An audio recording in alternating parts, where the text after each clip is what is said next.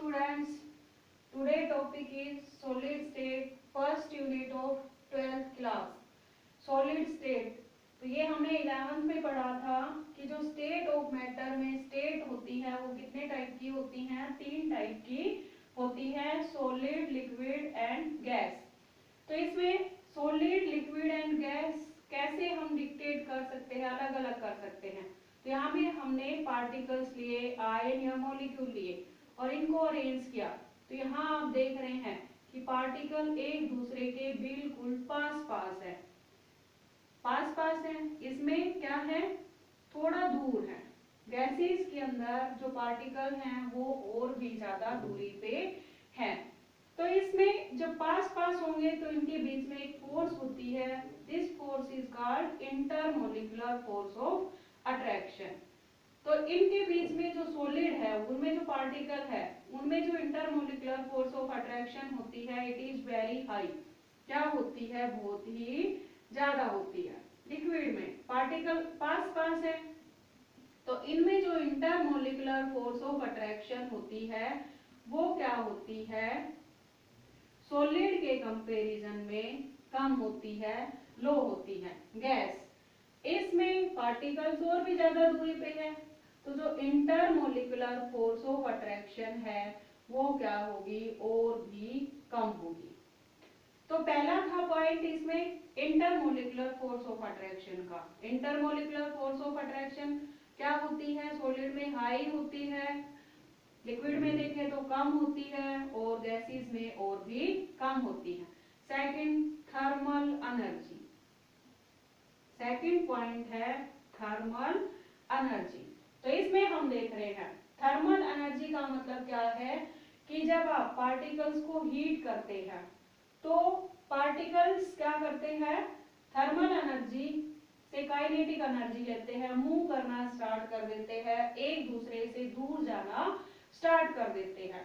तो 3 स्टेट है, solid, liquid and gases. इनमें 2 टाइप की फोर्सेस के बीच में आपस में कंपटीशन होता है। क्या होता है, कंपटीशन। अब अगर इंटरमोलिकुलर फोर्स ऑफ अट्रैक्शन क्या है, ज्यादा है, क्या है, ज्यादा है, तो दे आर सॉलिड। उसमें थर्मल एनर्जी बहुत ही कम होगी। थर्मल एनर्जी कम क्रिएट होती है जब इनको हीट करते हैं, इनके पास एनर्जी आती है और ये एक दूसरे से दूर जाना स्टार्ट करते हैं। तो जैसे जैसे पार्टिकल्स लिक्विड में चेंज होंगे इनकी थर्मल एनर्जी क्या होती जाएगी, बढ़ती जाएगी और इंटरमोलिकुलर फोर्स ऑफ अट्रैक्शन धीरे धीरे कम होती जाएगी। तो थर्मल एनर्जी जो सॉलिड होते हैं उनमें क्या होती है, कम होती है। अगर लिक्विड लिए तो इनमें क्या होगी, ज्यादा, और गैस में काफी ज्यादा होती। तो दिस टाइप ऑफ फोर्सेस, ये 2 फोर्सेस के बीच में कंपटीशन होता है। अगर ये फोर्स ज्यादा होगी तो दे आर सॉलिड, अगर ये ज्यादा होती चली गई थर्मल एनर्जी तो वो किसमें चेंज होते चले जाएंगे, लिक्विड और गैस में चेंज होते चले जाएंगे। अब नेक्स्ट, सॉलिड को हम क्या कर रहे हैं, हीट कर रहे हैं, तो थर्मल एनर्जी बढ़ रही है, किसमें चेंज हो गया, वो लिक्विड में। फिर से लिक्विड को हीट किया, किसमें चेंज हो गया, गैस में वापस। अगर गैस को कूल किया तो किसमें चेंज हो गया, लिक्विड में। लिक्विड को कूल किया या प्रेशराइज किया, इसके ऊपर प्रेशर डाला, कूल किया तो किसमें चेंज हो गया, सॉलिड में चेंज हो गया। तो depending upon nature of particles, depending upon nature of particles. अब हम सिर्फ और सिर्फ क्या पढ़ेंगे, सॉलिड स्टेट। सॉलिड स्टेट, अब depending upon nature of particles, ये कितने टाइप के हो सकते हैं, जो सॉलिड्स होते हैं वो 2 टाइप के हो सकते हैं, crystalline solid and amorphous solid. अभी अभी हमने सॉलिड बताए जिनमें पार्टिकल्स के बीच में गैप क्या होता है, बहुत ही कम होता है। तो नेचर ऑफ पार्टिकल के हिसाब से ये 2 टाइप के हो सकते हैं, crystalline and amorphous, crystalline solid and amorphous solid. अब यहाँ हमने लिया है क्रिस्टलाइन सॉलिड। जैसे आपने नमक देखा होगा, फार्मूला क्या होता है नमक का, NaCl, साल्ट। देखा जो घरों में यूज करते हैं हम salt, formula NaCl। Amorphous solid, amorphous solid जैसे ग्रेफाइट है, जैसे पेंसिल में जो ग्रेफाइट होता है वो। तो क्रिस्टलाइन सॉलिड्स और अमोर्फस सॉलिड दोनों ही सॉलिड स्टेट के एग्जांपल है। दोनों ही किसके एग्जांपल है? सॉलिड स्टेट के। Depending upon nature of particles ये दो टाइप के होते हैं, क्रिस्टलाइन एंड अमोर्फस। अब क्रिस्टलाइन में क्या होगा? क्रिस्टलाइन में होता है जो पार्टिकल का अरेंजमेंट होता है, जैसे ये अरेंजमेंट है, ये अरेंजमेंट किया, सेम अरेंजमेंट जो होगा वो काफी लंबे टाइम तक होगा। ऐसे जैसे हमने और अरेंज कर दिया, तो इसमें आप क्या देख रहे हो? पार्टिकल के बीच में जो ये गैप है ये क्या है? सेम है, और अरेंजमेंट जो है वो काफी लंबा होता है, काफी लंबा होता है। लेकिन जो अमोर्फस सॉलिड्स होते हैं इसमें क्या होगा? अरेंजमेंट कहीं पे ये पार्टिकल्स इतने हो गए, कहीं पे ये बहुत ज्यादा मात्रा में आ गई, क्वांटिटी कम, अब यहाँ पर हो गया। तो क्या देख रहे हैं हम? यहाँ पे जो ऑर्डर है पार्टिकल्स का, ऑर्डर कहीं पे ज्यादा है कहीं पे कम है। कहने का मतलब क्या है कि अगर पार्टिकल्स का अरेंजमेंट लंबे रेंज तक होगा, लंबी रेंज तक, लॉन्ग रेंज तक होगा, तो ये क्या कहलाएंगे? क्रिस्टलाइन, हार्ड होंगे, ये बहुत ही ज्यादा क्या होंगे? हार्ड। लेकिन अगर इनमें जो पार्टिकल्स का अरेंजमेंट है वो क्या होगा? शॉर्ट। इन एग्जांपल जैसे हम ये करते हैं, यहाँ पे पार्टिकल है, यहाँ पे नहीं है, यहाँ पे पार्टिकल है, यहाँ पे नहीं है, तो क्या होगा? इनके बीच में गैप होगा, और गैप होने की वजह से ये क्या होंगे? सॉफ्ट नेचर के होंगे। तो पहला पॉइंट क्या है कि जो इनका अरेंजमेंट होता है वो क्या होगा? शॉर्ट रेंज होगा। लेकिन क्रिस्टलाइन सॉलिड का जो होता है वो क्या होता है? लॉन्ग ऑर्डर या लॉन्ग रेंज अरेंजमेंट होता है। इनका क्या होता है? शॉर्ट रेंज अरेंजमेंट होता है।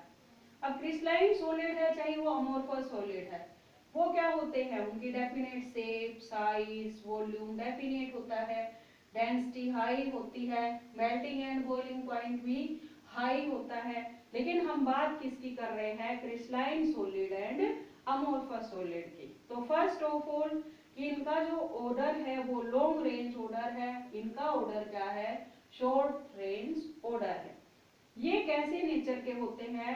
कंपेरेटिवली हार्ड नेचर के होते हैं। अमोर्फस सॉलिड्स क्या होते हैं? कंपेरेटिवली सॉफ्ट नेचर के होते हैं, जैसे ग्रेफाइट लिया हमने।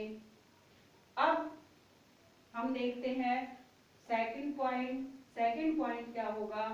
दे are anisotropic. They are isotropic. अब अनआइसोट्रोपिक और आइसोट्रोपिक क्या होते हैं? आइसोट्रोपिक जैसे हमने ये पार्टिकल लिए, ये यहाँ दूर दूर पड़े हुए हैं, अमोर्फस सॉलिड लिया। अब क्या हुआ?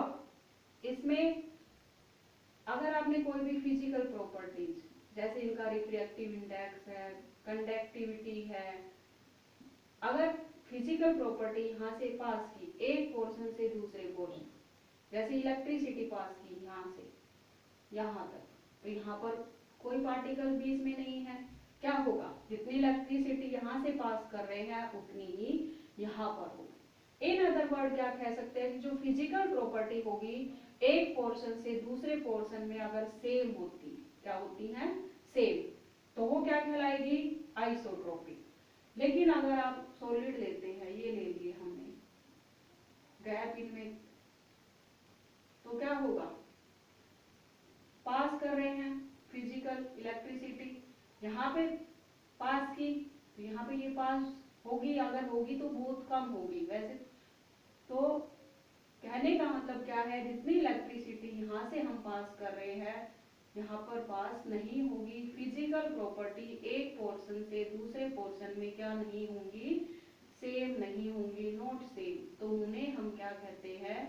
अनआइसोट्रोपिक। तो क्रिस्टलाइन सॉलिड क्या होते हैं? अनआइसोट्रोपिक।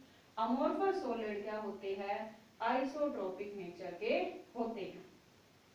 अब ये जो होते हैं बेसिकली सॉलिड होते हैं, इन्हें हम सुपर कूल्ड लिक्विड भी कह सकते हैं।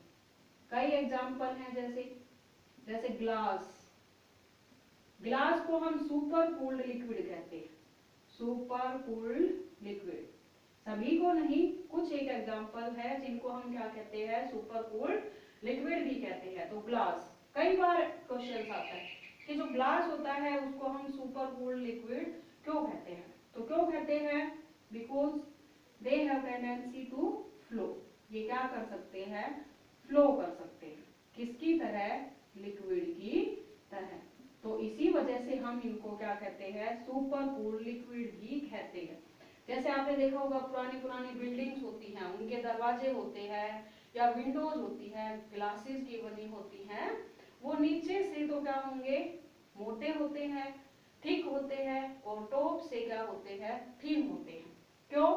बिकॉज ग्लास धीरे धीरे धीरे धीरे क्या करता है? मूव करता है लिक्विड की तरह। तो इसी वजह से हम ग्लास को क्या कह सकते हैं? सुपर कूल्ड लिक्विड भी कह सकते हैं। और प्रॉपर्टी इनका जो क्रिस्टलाइन सॉलिड, इनका मेल्टिंग पॉइंट क्या होता है? काफी ज्यादा होता है। क्यों? क्योंकि यहाँ पे इंटरमोलिकुलर फोर्स है और लॉन्ग रेंज है, तो इसको तोड़ना इतना आसान नहीं है। तो मेल्टिंग पॉइंट क्या होगा? हाई होगा। इनका कंपेरेटिवली मेल्टिंग पॉइंट क्या होता है? लो।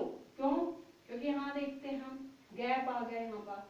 अब गैप आ गया तो क्या होगा?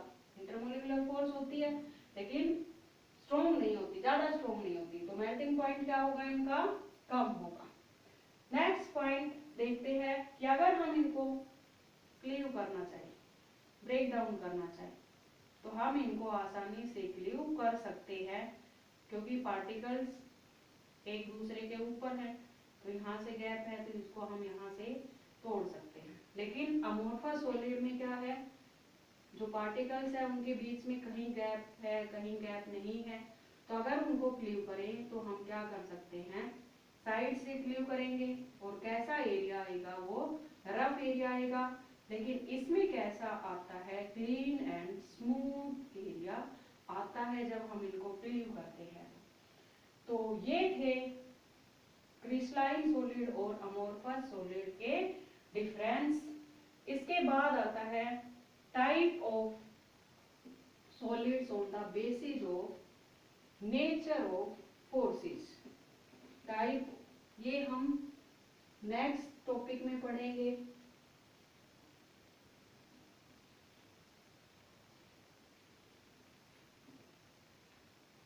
नेक्स्ट टॉपिक में हम पढ़ेंगे type of crystalline solid on the basis of forces, molecular forces. तो ये कितने टाइप के हो सकते हैं? 4 टाइप के। पहला है molecular solid, second molecular solid है, सेकंड है मेटालिक सॉलिड,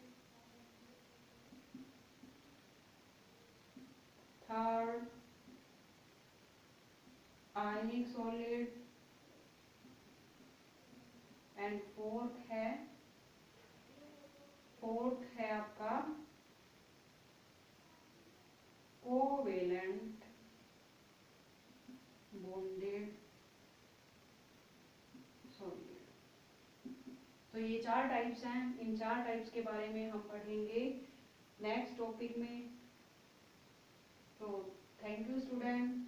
अगर ये टॉपिक आपको पसंद आया हो तो लाइक और सब्सक्राइब जरूर करें।